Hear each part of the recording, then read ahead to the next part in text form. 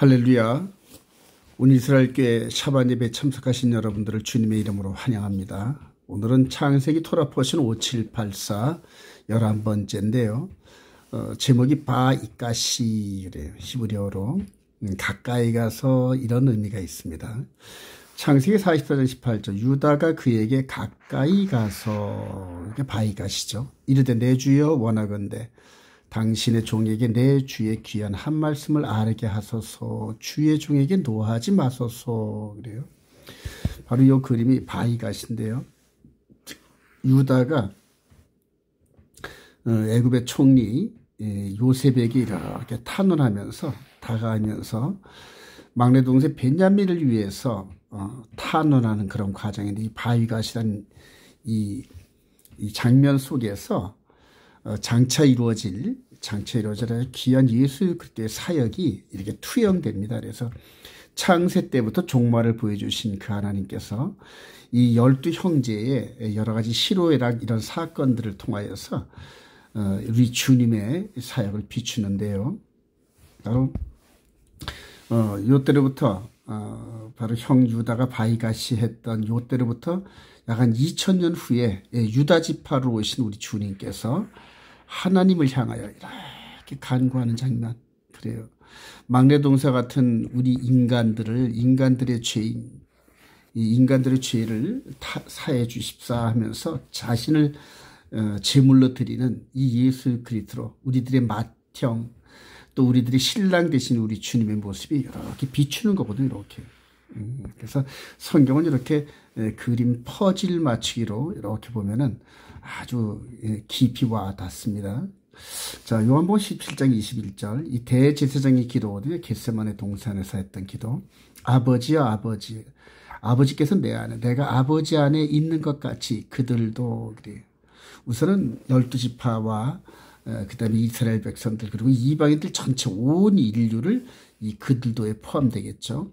그들도 다 하나가 되어 우리 안에 있게 하사 아버지와 내가 안에 하나 있는 것처럼 세상으로 아버지께서 나를 보내신 것을 믿게 하옵소서. 내게 주신 영광을 내가 그들에게 주었사오니 이는 우리가 하나 된 것 같이 아버지와 내가 하나 된 것 같이 그들도 하나가 되게 하려 함이니이다. 그래요. 창세기에서 이렇게 유다 형이 그대로 애굽 총리 요셉에게 즉 동생의 간구하는 과정에서 12 형제가 마음이 녹습니다. 진실로 과거를 회개하고 그리고 현재에 있는 이런 상황에서 하나님의 긍휼을 바라는 이런 그 장면이 예수 그리스도 안에 있는 우리들의 모습을 이렇게 투영한다. 그렇게 볼 수 있겠죠. 자, 그리고 이제 현재는 2000년 전에 승천하신 우리 주님께서 어떻게 또 우리를 위해서 간구하시냐면 바로 멜기세덱 지파 반차의 대제사장이 되셔가지고 하나님께 계속적으로 간구하시는 대제사장으로 이제 우리들에게 다가옵니다. 대제사장으로요. 현재 하나님 보좌 우편에서 계속적으로 간구하신 이런 장면들 그래요. 히브리서 7장 24절에 예수는 영원히 계심으로 그 제사장 직분도 갈리지 아니하느니라. 그러므로 자기를 힘입어 하나님께 나아가는 자들을 온전히 구원할 수 있으니 이는 그가 항상 살아계셔서 그들을 위하여 간구하심이라. 그래요. 이러한 대제사장은 우리에게 합당하니 거룩하고 악이 없고 더러움이 없고 죄인에게서 떠나 계시고 하늘보다 높이 되시니라. 그래서 현재는 이스라엘과 이방인이 하나 되기를 간구하시는 대제사장의 모습을 볼 수 있습니다. 그래서 오늘 지금부터 4000년 전에 애굽 땅에서 있었던 유다 넷째인 유다가 간구하는 이런 모습이 2000년 전에 예수 그리스도를 그것을 통하여서 우리에게 실제로 나타나고 실제로 나타났던 이 기도하시는 이 모습이 현재도 기독교 2000년 동안에 계속 되어져서 이렇게 다가가는 이런 그림들이죠. 그래서 오늘의 토라 포션은 유다로부터 시작돼가지고 유다 지파로 오신 예수 그리스도를 통과해서 우리 눈에는 현재는 안 보이지만 현재 우리를 위해서 간구하시는 대제사장의 모습 그리고 이 땅에서는 우리가 왕 같은 제사장의 역할을 감당하면서 이 예수 그리스도의 보혈을 중보 삼아 하나님께 계속적으로 나아가면서 예배를 드리고 열매를 맺고 그다음에 하나님 나라를 더 확장시키는 이 복음 사역 눈에는 안 보이지만 눈에 보이는 듯한 그런 모습으로 우리가 살아가기를 우리에게 말씀하시는 그러한 귀한 장면이겠죠. 자, 좀 더 자세히 들여다볼까요? 베냐민을 위한 유다의 탄원인데요. 창세기 4장 44절 18절에 유다가 그에게 이르되 아버지의 생명과 아이의 생명이, 아버지와, 여기서는 이제 야곱이겠죠. 야곱과 베냐민의 생명이 서로 하나로 묶여 있거늘 이제 내가 주의 종 우리 아버지에게 돌아갈 때 아이가 우리와 함께 가지 아니하면 아버지가 아이의 없음을 보고 죽으리니 이제 주의 종으로 그 아이를 대신하여 머물러 있어 내 주의 종이 되게 하시고 그 아이는 그의 형제들과 함께 올래 보내소서. 그러면서 형 유다가 대신 죄를 짊어지겠다 그럽니다. 여기서 이 유다가 이 막내 베냐민을 안 데리고 가면 아버지 야곱이 죽습니다. 그러면서 강구하는 이런 과정에서 이 요셉의 마음이 막 녹습니다. 이 유다 형이 그 다음에 나머지 10명의 형들이 정말로 이렇게 많이 변했구나. 그리고 회개를 많이 했구나. 그러면서 막 마음의 감동을 막 부으죠. 자, 여기서 또 우리 예수님께서 당신의 몸을 실제적으로 내어주면서 여기 앞에 있는 이 백성, 이게 마치 창세기 3장 15절에 여자의 후손이 발꿈치 상하는 사건, 그 다음에 그 앞에 있는 아담과 하와의 모습 아니겠습니까? 그래서 우리 인간들을 데려가지 않으면 아버지가 죽습니다. 그래서 내가 대신 이들의 생명을 위해서 십자가에 죽을 테니 이들을 데려가게 해소서 하고 간구하는 이런 장면으로 다가오지 않습니까, 여러분? 그래요. 이런 장면을 이사야 선지자는 미리 봤죠. 우리 주님이 오시기 한 700~800년 전에 미리 봤어요. 이사야 53장 5절에 그가 찔림은 우리의 허물 때문이요 그가 상함은 우리의 죄악 때문이라. 그가 징계를 받음으로 우리는 평화를 누리고 그가 채찍에 맞음으로 우리는 나음을 받았도다. 우리는 다 양 같아서 그릇 행하여 각기 제 길로 갔거늘 여호와께서는 우리 모두의 죄악을 그에게 담당시키셨도다. 그래요. 유다 형이 내가 책임을 질 테니까 베냐민을 보내주세요 하면서 이렇게 이 장면이 실제적으로 유다 지파로 오신 우리 주님께서 실제로 죽어주셨어요. 우리들을 위해서 죽어주신 거예요. 근데 우리들, 하나님께서는 우리들의 죄악을 이 유다 지파로 오신 예수 그리스도에게 담당시키면서 우리의 허물을 용서하시고 죄를 용서해 주신 그런 은혜죠. 그리고 나서 이제 맨 마지막에 우리 예수 그리스도 안에 있는 모든 신부들을 다 아버지 앞으로 데려가는 이런 장면들. 그래서 저와 여러분들이 이 영적 비밀을 깨닫고 우리 예수 그리스도 안에서 거룩의 여정을 걸으면은 우리 주님이 우리를 데리러 오시고 또 궁극적으로 아버지 앞으로 우리를 데려가신다는 이런 사실이 이게 복음이거든요. 아버지 앞으로 데려간다. 이 복음 중에 복음입니다. 자, 고린도서 15장 21절에 바울 사도가 아담 안에서 모든 사람이 죽은 것 같이 그리스도 안에서 모든 사람이 삶을 얻으리라.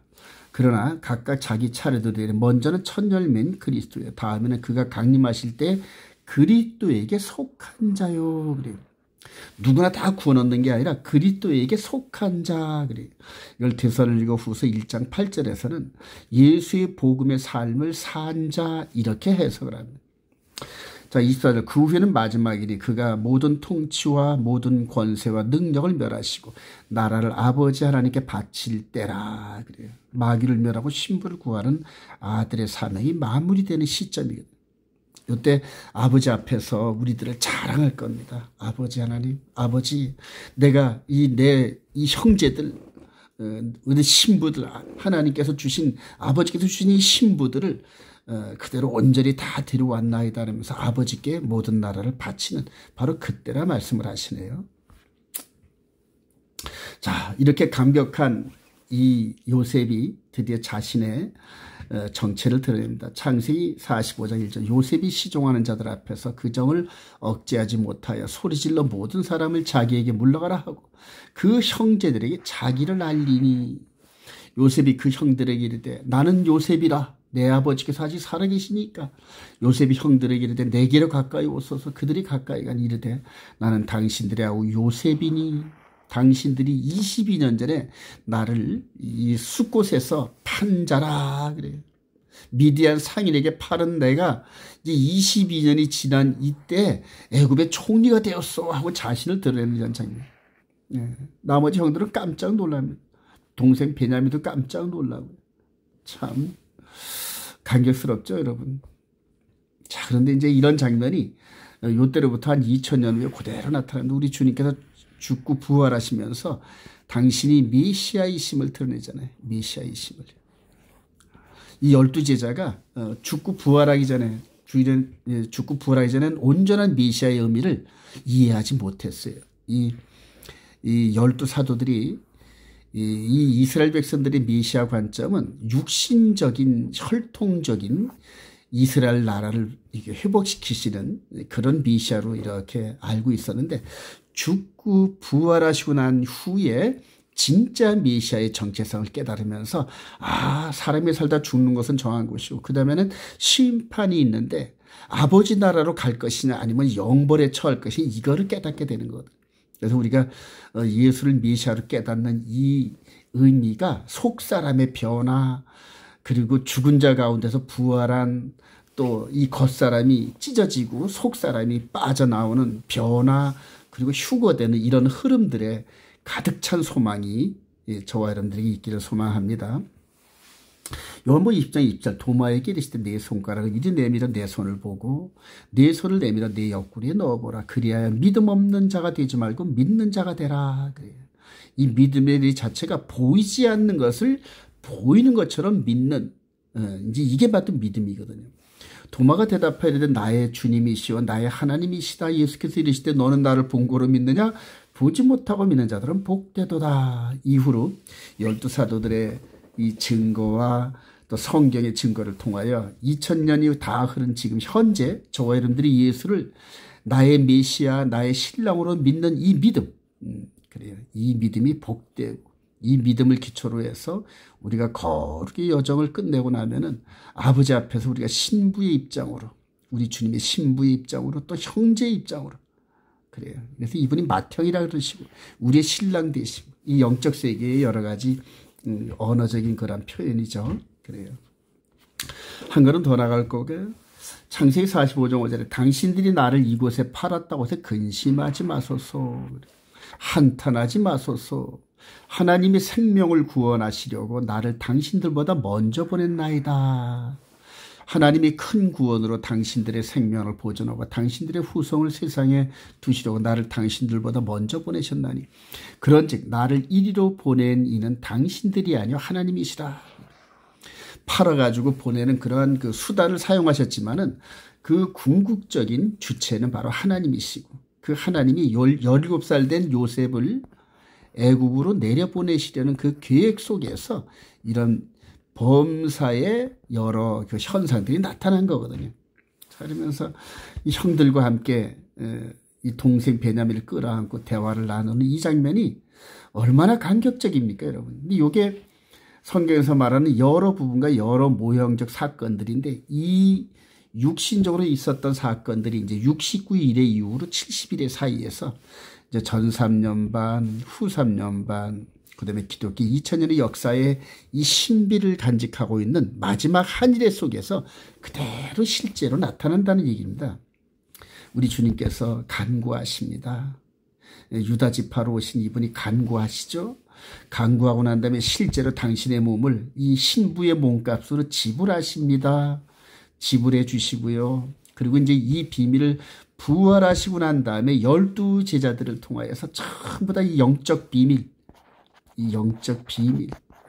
이 깨닫게 하시고 그리고 이들을 이제 이방으로 파송하십니다. 예루살렘과 온 유대와 사마리아 땅끝까지나 이 영적 비밀, 사람이 살다 죽으면 그만인 것이 아니라 부활해서 영생의 비밀, 영벌의 비밀을 깨닫게 하시고 이 12사도들 마음 안에 성전을 이 보이는 성전의 이 개념을 그대로 세팅합니다. 전부 다. 그래서 이들이 가는 곳곳마다 성전이 움직여요. 성전이 움직이고 성령님께서 이들과 함께 하시는 말미암아 하늘의 능력과 권세가 막 나타나죠.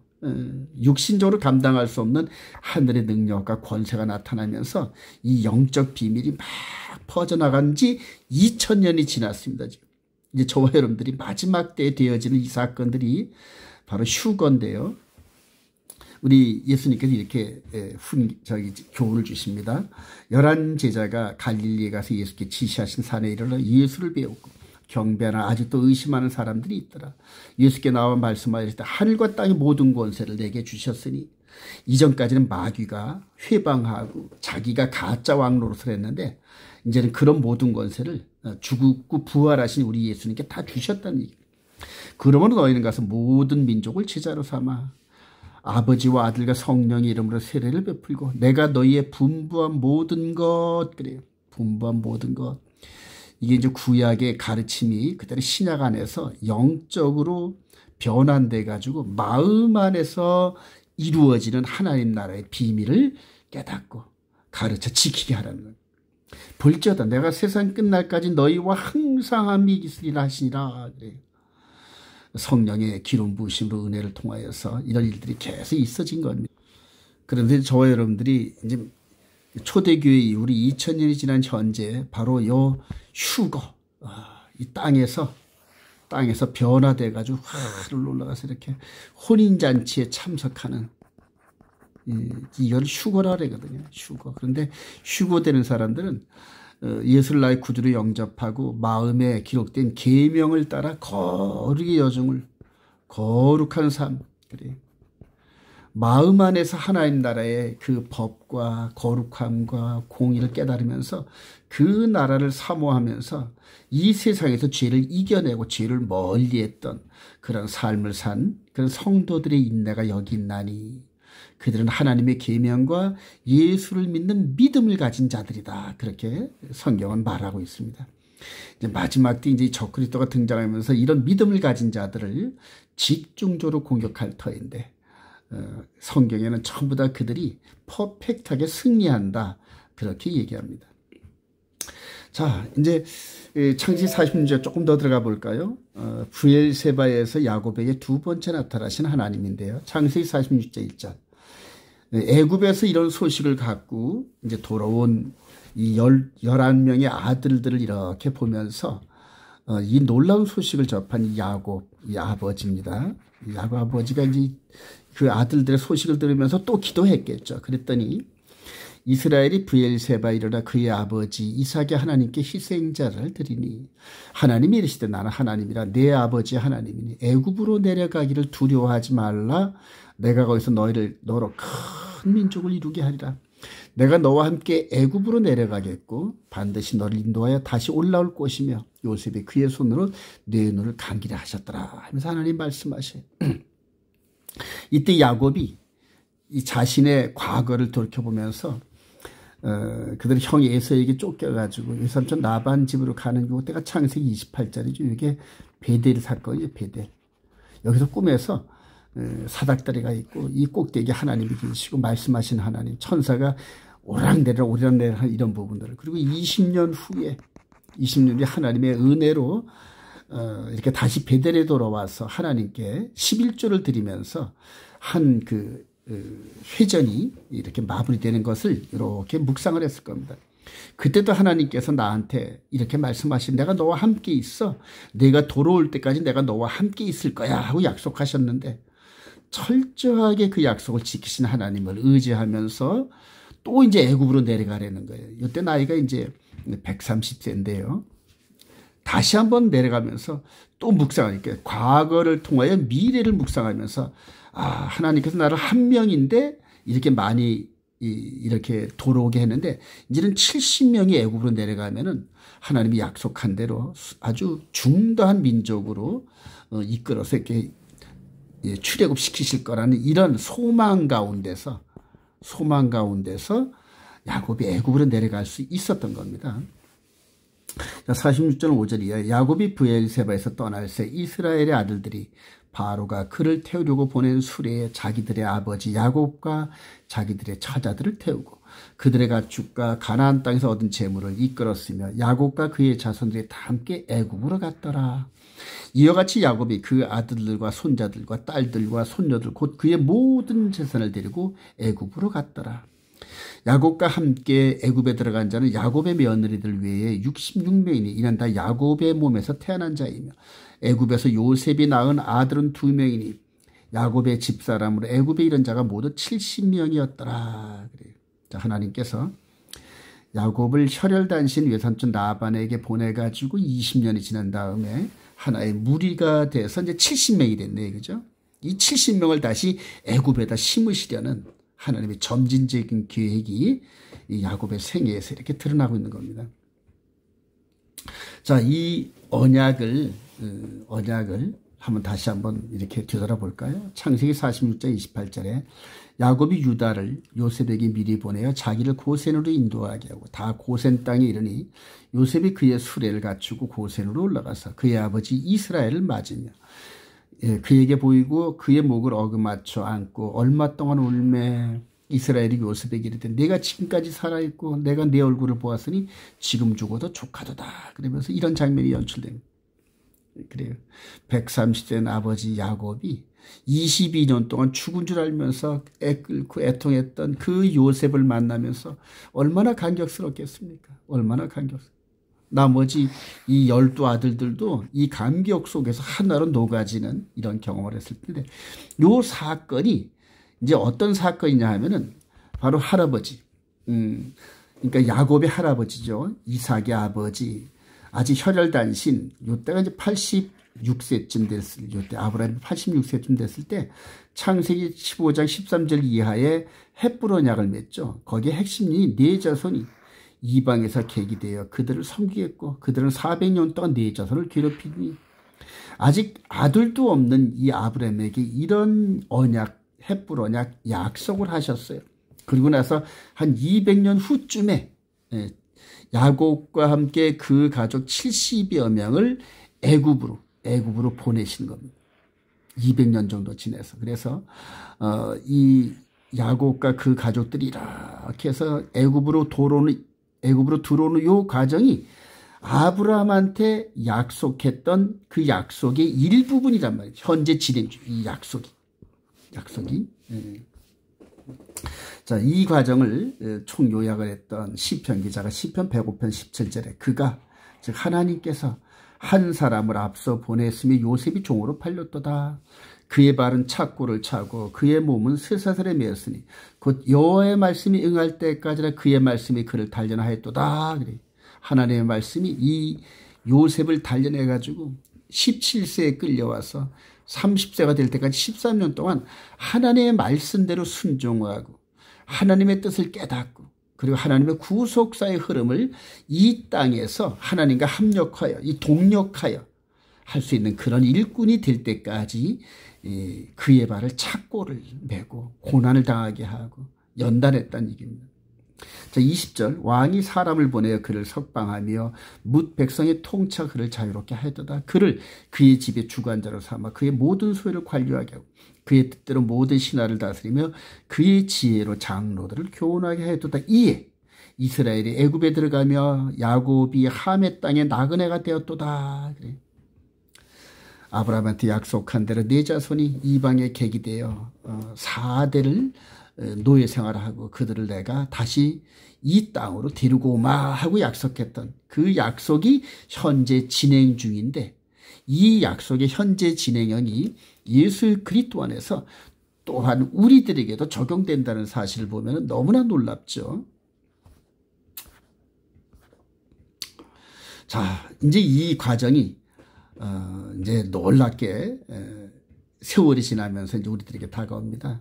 에스겔 선지자를 통하여서 이스라엘 남북 이스라엘이 이제 열방으로 전 포로가 돼서 끌려갔습니다.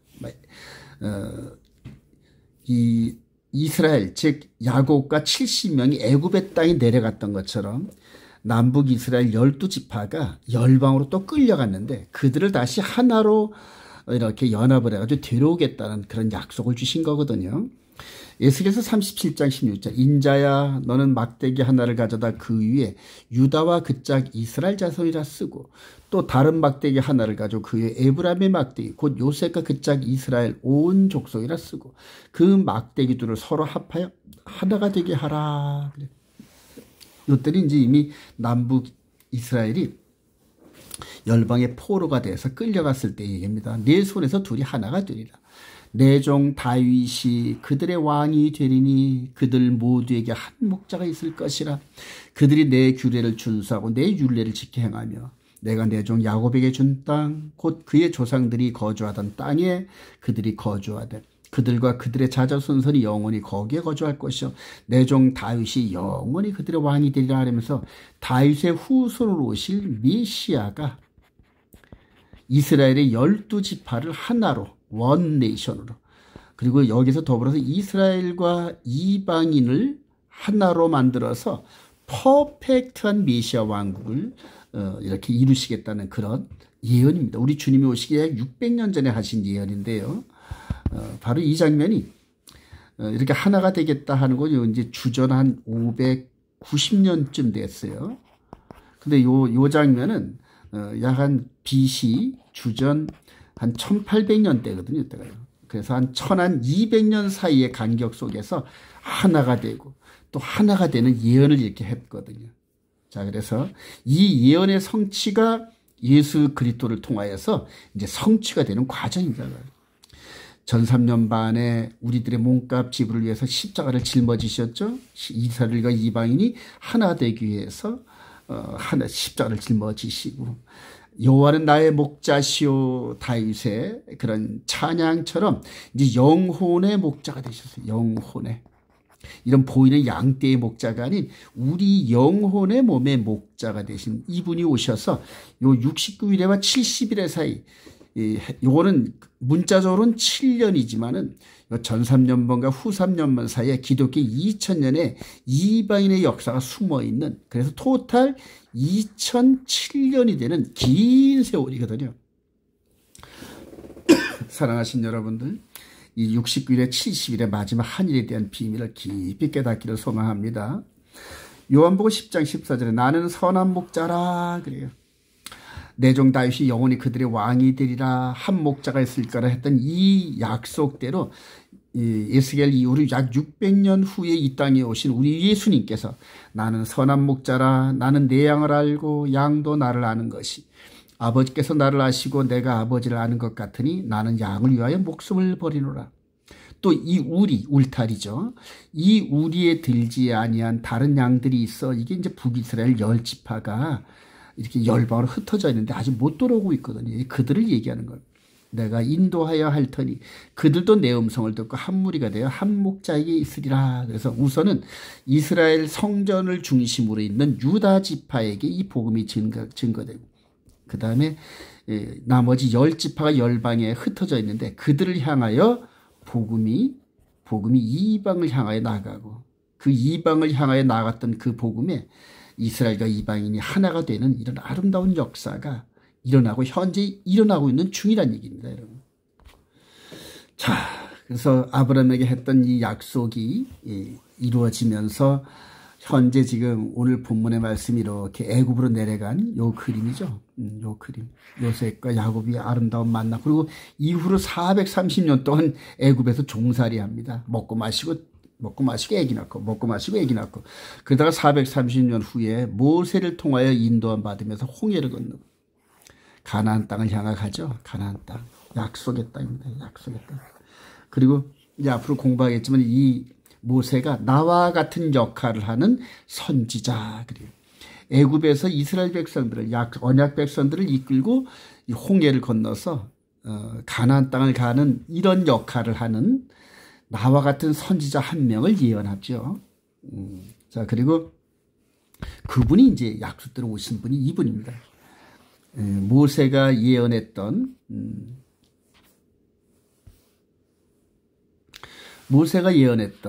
그 선지자가 모세 이후에 한 1500년 후에 이 땅에 오셨어요.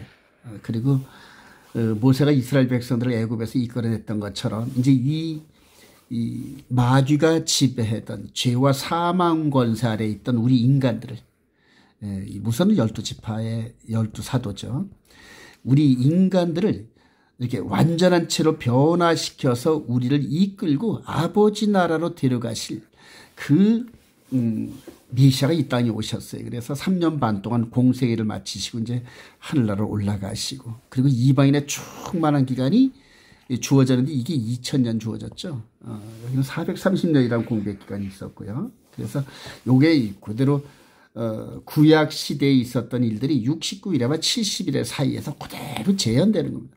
그래서 여기는 육신의 몸의 출애굽, 여기는 영의 몸의 출애굽, 바로 이런 식으로 대비가 되는 거죠. 자, 이런 영적 사실을 깨달은 바울 사도의 고백입니다. 로마서 11장 25절. 형제들아, 이 신비를 너희가 모르기를 내가 원하지 아니하노니. 이 신비는 이방인의 충만한 수가 들어오기까지 이스라엘의 더러는 우둔하게 된 것이라. 그리하여 온 이스라엘이 구원을 받으리라. 기록된 바 구원자가 시온에서 오사 야곱에게서 경건하지 않은 것을 돌이키시겠고, 내가 그들의 죄를 없이 할 때에 그들에게 이루어질 내 언약이 이것이라 한과 같으리라. 그러면서 바로 신비라고 말씀하셨는데, 이 신비는 뭐냐면 존재하는데 눈에 안 보이는 현상을 비밀, 미스터리, 신비라는 겁니다. 예수 그리스도로 말미암아 이제는 몸의 부활체, 즉 영의 몸이 구약에 있었던 사건대로 그대로 이루어지는 과정이 있는데, 이게 바로 눈에는 안 보이는 영적인 신비라는 얘기입니다. 그리고 이 신비의 마지막 모습은 어떠냐 하면은 데살로니가전서 4장 15절에 주께서 강림하실 때까지 우리 살아남아 있는 자도 자는 자보다 결코 앞서지 못하리라. 주께서 호령과 천사장의 소리와 하나님의 나팔 소리와 친히 하늘로부터 강림하시리니, 그리스도 안에서 죽은 자들이 먼저 일어나고, 먼저 부활이 일어난다는 얘기죠. 그 후에 우리 살아남은 자들도 그들과 함께 구름 속으로 끌어올려 공중에서 주를 영접하게 하시니, 그리하여 우리가 항상 주와 함께 있으리라. 그래요. 신비, 비밀.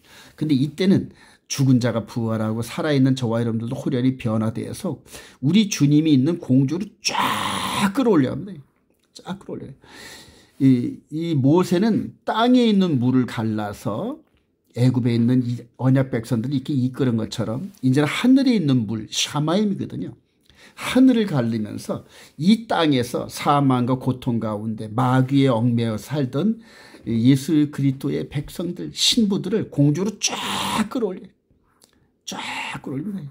이 장엄한 현상이 저와 여러분들 앞에 지금 기다리고 있다는 사실이 너무 기대되고 놀랍지 않습니까? 이게 바로 소망이거든요. 이 휴거 때 전부 다 휴거 되기를 원합니다. 퍼펙트한 신부들, 예수 그리스도의 완전한 신부들만이 휴거되는데 거룩의 열매를 맺기를 소망합니다. 오늘의 말씀의 결론입니다. 창세 때부터 시작된 복음의 경주를 완주하기 위하여 달려가야 할 이방인 사명자, 이렇게 제목을 전해봤거든요. 자, 고린도서 9장 10절. 내가 복음을 전할지라도 자랑할 것이 없으면 내가 부득불 할 일이니라. 만일 복음을 전하지 아니하면 내게 화가 있을 것이로다. 내가 내 자유로 이것을 행하면 상을 얻으려니와 내가 자유로 아니한다 할지라도 나는 사명을 받았노라. 복음의 사명, 운동 경기처럼 이렇게 바울사도는 얘기를 하거든요. 바울사도가 자기 생애 때에 쉬지도 않고 그 엄청난 고난 속에서 이 복음을 증거한 이유가 바로 복음의 경주라는 얘기입니다.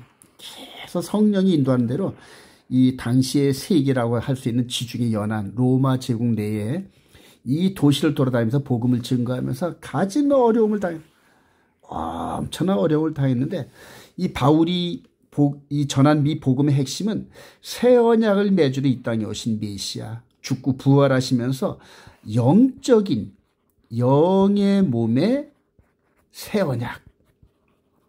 그래요. 시내산에서는 이스라엘 백성들과 육신적인 언약을 맺었는데, 이제는 이런 모든 것들을 다 완성하신 새 언약. 그래서 십자가를 통하여서 그들 믿는 자의 영혼 속에 우리 영혼의 죄로 말미암아 죽었던 우리들 가운데 피를 뿌려주심으로 말미암아 우리가 다시 새 삶을 얻고, 그리고 하나님의 계명대로 우리가 살아가는, 이것이 복음의 핵심이거든요. 이 복음의 핵심을 전하면서 마치 경주자 같은 그런 모습으로 이제 우리들을 인도하는데요. 디모데후서 2장 3절. 너는 그리스도 예수의 좋은 병사로 나와 함께 고난을 받으라. 병사로 복무하는 자는 자기 생활에 얽매이는 자가 하나도 없나니 이는 병사로 모집한 자, 즉 우리의 사령관이신 예수 그리스도를 말하는 거겠죠. 기쁘게 하려 함이라. 경기하는 자가 법 법대로 경기하지 않으면 승리자의 관을 얻지 못할 것이며 하면서 이 복음의 경주는 법대로, 그래서 하나님의 법대로, 그래서 우리 안에 이 기록된 계명의 삶대로 살아내면서 하늘나라의 모든 요소를 우리 몸 안에 간직한 채로 거룩한 삶을 통하여서 전달하는 거거든요. 마치 바톤을 전달하면서 뒤에 주자가 앞에 있는 주자에게 바톤을 이렇게 연결해 주듯이요. 그리고 맨 마지막에 이제 장애물, 마지막 허들, 마지막 장애가 이제 나타나는데 이게 옛뱀막이 사탄이 이름이 666이라는 숫자로 우리들의 마지막 장애물로 나타납니다. 장애물로. 그래서 적그리스도가 3년 반 동안 마지막 온 인류를 미혹하고 자기 세상을 만드는 요 3년 반 동안에 택하신 백성들은 이 666에 굴하지 않고 마귀의 미혹에 넘어가지 않고 전부 승리한다. 이기는 자가 된다. 이렇게 선언을 합니다. 자, 그러면서 2000년 동안 이어진 복음의 경주가 이렇게 이제 마무리가 되는 찰나에 저와 여러분들이 나타나는데요. 2000년의 바울 사도를 통하여 전해지는 하나님의 계명과 예수 믿는 증거를 가진 이 복음이 이제는 마지막 때 저와 여러분들의 마음판에 기록되어져 가지고 예수를 믿는 믿음과 그다음에 하나님의 계명이 우리 마음 가운데 있어요. 그래서 계시록 14장 12절 계시록 14장 12절 성도들이 인내가 여기 있나니 저희들은 하나님의 계명과 예수를 믿는 증거를 가진 자들인데 바로 이 마귀의 666의 짐승의 패에 굴복하지 않고 이겨내는, 그래서 이 마지막 장애민 이 적그리스도의 허들을 깨트리고 전진하는, 그래서 마지막 결승 테이프가 이제 바로 우리 주님이 재림하실 때인데요. 우리 주님 재림하시는 요 결승 지점까지, 그래서 요 앞에 있는 장애물을 뛰어넘고 우리 주님을 영접하는 그런 성도들이 마지막 결승 테이프가 여기입니다. 우리 주님이 강림하시는 요때가요. 자, 계시록 14장 9절 이하에 만일 누구든지 짐승과 그의 우상에게 경배하고 이마에 손에 표를 받으면, 짐승의 표를 받으면 그도 하나님의 진노의 포도주를 마시니 그 진노의 잔에 섞인 것이 없이 부은 포도주라. 거룩한 천사들 앞과 어린 양 앞에서 불과 유황으로 고난을 받으리니 지옥불에 빠진다는 얘기죠. 그 고난의 연기가 세세토록 올라가리로다. 짐승과 그의 우상에게 경배하고 그의 이름표를 받는 자는 누구든지 밤낮 쉼을 얻지 못하리라 하더라. 성도들의 인내가 여기 있나니 그들은 하나님의 계명과 예수에 대한 믿음을 지키는 자니라. 그래요. 이건 또 계시록 12장 17절에도 똑같이 기록되어 있는데 이들은 여자의 후손, 남은 자라 이렇게 이랍니다. 렘넌트, 성도, 동일하게 하나님의 계명과 예수에 대한 믿음을 지키는 자들이거든요. 마지막 때 저와 여러분들이 이 복음을 회복하면서 이 적그리스도의 장애물을 뛰어넘는 성도들의 그 무리 가운데서 정말 이렇게 마지막 결승 주자처럼 마지막 복음을 받고 마지막 장애물을 깨트리고 적그리스도의 권세를 깨트리고 이겨내면서 하나님께 참으로 최고의 영광을 돌리는 그런 성도님들이 되시기를 주님의 이름으로 축원드립니다.